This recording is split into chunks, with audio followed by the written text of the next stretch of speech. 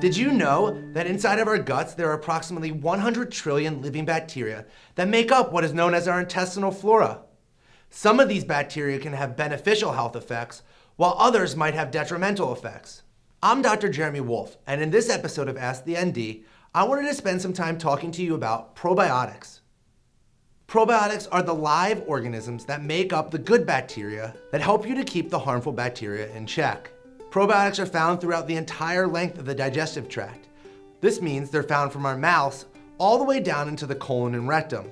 You'll find them in foods like yogurt, kefir, sauerkraut, fermented or unfermented milk, juices, miso, and tempeh. A normal digestive tract has roughly 400 types of probiotics. The most common group of bacteria found in the human digestive tract include lactobacillus and bifidobacterium. When this intestinal flora becomes out of balance, the result can be varying degrees of health effects. Let's take a further look into how probiotics function in the body. Here's the rundown. A healthy and functional GI tract is important to maintaining good health. In the GI tract, probiotics may help to fight off acute diarrhea, irritable bowel syndrome, constipation, and may even help with inflammatory bowel diseases like ulcerative colitis and Crohn's. Probiotic use during a course of antibiotics may reduce the adverse effects such as diarrhea and cramping. Just make sure you take the probiotic away from the antibiotic. Probiotics may help stimulate the development of certain aspects of the immune system. This may help with immune regulation, as well as helping to prevent certain immune-related conditions such as eczema. These beneficial bacteria also help to maintain and build the lining of the gut wall, which may help decrease food allergies and sensitivities. New research is also beginning to look at probiotics' role in obesity, as individuals who are overweight have shown alterations in the gut flora. Lastly, probiotics help to make other vitamins such as B12, folate, biotin, riboflavin, and vitamin K. When it comes to choosing a probiotic supplement, it's first important to take note to the full name of the bacteria that's being used. In the case of Lactobacillus acidophilus, Lactobacillus is the species and Acidophilus is the specific strain. Research has shown not all strains are created equal, and each strain may have its own health benefit.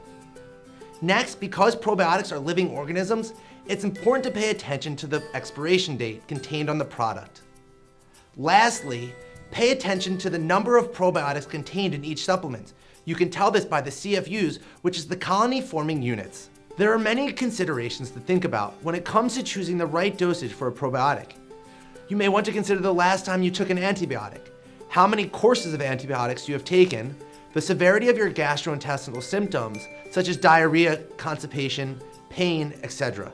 A daily dose of 1 billion to 10 or 15 billion organisms can constitute a good dose. Other research states that 20 to 25 billion can constitute a good daily dose for an individual with a healthy digestive tract.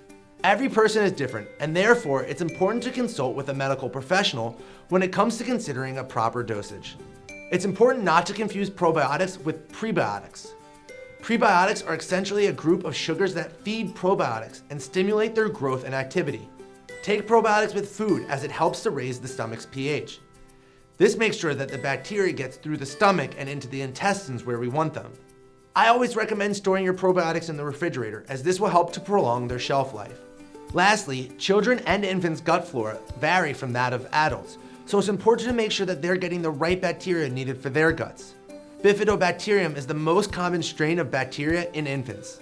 Thanks for checking out this edition of Ask the ND. Please subscribe to our YouTube channel for weekly tips to help you on your journey towards happy wellness. From all of us here at Lucky Vitamin, spread the wellness.